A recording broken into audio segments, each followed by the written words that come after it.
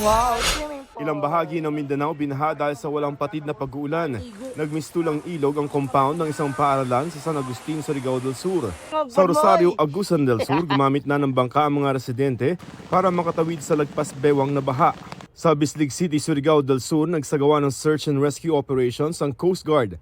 Sa ngayon, trough ng low pressure area ang nakaapekto sa malaking bahagi ng Mindanao. Iba naman ang sitwasyon sa San Juan Abra, nagtulong-tulong ang mga residente para maghukay ng bagong balon. Apektado na raw ng tagtuyot ang lugar. Ilang araw na ring walang lumalabas sa tubig mula sa mga poso at nanunuyo na ang katabing ilog. Joseph Morong nagbabalita para sa GMA Integrated News. Huwag magpahuli sa mga balitang dapat ninyong malaman. Mag-subscribe sa GMA Integrated News sa YouTube. Sa mga kapuso abroad, subaybayan nyo kami sa GMA Pinoy TV at sa www.gmanews.tv.